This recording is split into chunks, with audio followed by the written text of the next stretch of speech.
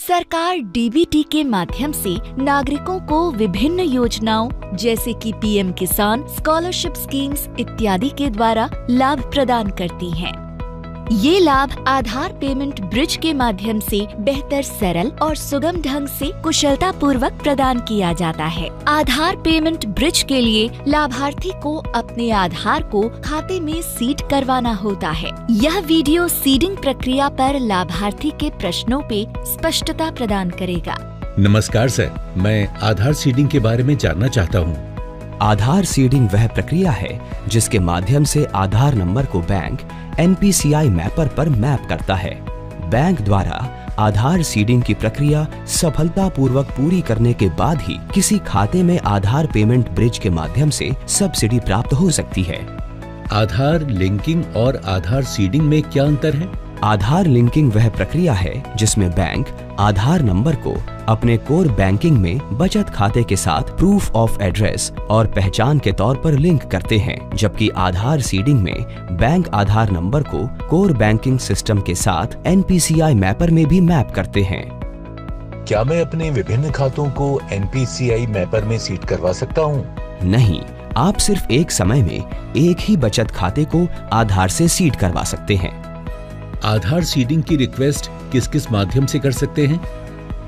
आप आधार seeding request अपने bank में व्यक्तिगत रूप से जाकर तथा कंसेंट फॉर्म भरकर या जो भी बैंक ऑनलाइन बैंकिंग के माध्यम से ये सुविधा प्रदान कर रहे हैं उनके ऑनलाइन बैंकिंग पेज पर जाकर रिक्वेस्ट जमा कर सकते हैं। क्या आप मुझे रिक्वेस्ट जमा करने की पूरी प्रक्रिया बताएंगे? सबसे पहले आप आधार सीडिंग कंसेंट फॉर्म भरें और हस्ताक्षर करके ब्रांच में जमा करें।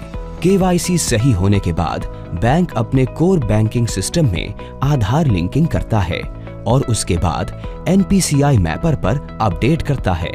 अगर मेरा आधार पहले से किसी बैंक में सीडेड है और मैं दूसरे बैंक में सीडिंग करवाना चाहता हूँ, तब भी यही प्रक्रिया रहेगी?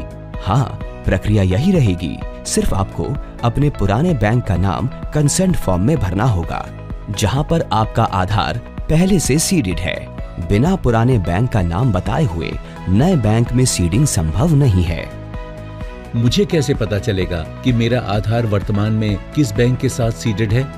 इसके लिए आपको NPCI की वेबसाइट पर बेस प्लेटफॉर्म में या UIDAI की वेबसाइट में सीडिंग स्टेटस चेक करना होगा। लाभार्थी NPCI की वेबसाइट पे जाकर कंज्यूमर टैब पे क्लिक करें, बेस सेलेक्ट करें, आधार नंबर एंड कैप्चा एंटर करें और अपने रजिस्टर्ड आधार मोबाइल नंबर पे प्राप्त OTP को जमा कर अपना आधार सीडिंग स्टेटस चेक करें। लाभार्थी UIDAI की वेबसाइट पे भी आधार सीडिंग स्टेटस चेक कर सकता है। पसंदीदा भाषा चुनें, माय आधार टैब पर जाएं और आधार सर्विस मेन्यू में जाकर बैंक सीडिंग स्टेटस ऑप्शन चुनें। आधार नंबर एंड कैप्चा एंटर करें और अपने मोबाइल नंबर पे प्राप्त OTP को जमा कर अपना आधार सीडिंग स्टेटस चेक करें। ग्राहक को कैसे पता चलेगा कि सीडिंग सफल हुआ है कि नहीं? सीडिंग सफलतापूर्वक होने पे बैंक लाभार्थी के रजिस्टर्ड मोबाइल नंबर पे SMS भेजता है। आप NPCI के बेस प्लेटफॉर्म और UIDAI की वेबसाइट पे जाकर ऊपर बताए प्रतिक्रिया को फॉलो करके आधार सीडिंग स्टेटस चेक कर सकते हैं। मैंने ब्रांच में सीडिंग रिक्वेस्ट जमा किया था, फिर भी मेरा सीडिंग नहीं हुआ है। आपको अपने बैंक ऑफिसर से पूछना चाहिए कि उन्होंने लिंकिंग के बाद NPCI मैपर पर सीडिंग की रिक्वेस्ट भेजी है कि नहीं। अगर किसी कारण से रिक्वेस्ट रिजेक्ट होती है तो बैंक को रिस्पॉन्स में रिजेक्शन का कारण बता दिया जाता है, जिसके अनुसार बैंक को सुधारात्मक कार्रवाई करनी होती है और आपको बैंक अफसर से ये पता करना है कि बैंक ने सुधारात्मक कार्रवाई की है या नहीं। पूरी जानकारी के लिए धन्यवाद सर। अब मैं आपके बैंक के साथ अपना सीडिंग प्रक्रिया करवा रहा हूँ और सीडिंग के सफलतापूर्वक होने की प्रतीक्षा कर रहा हूँ।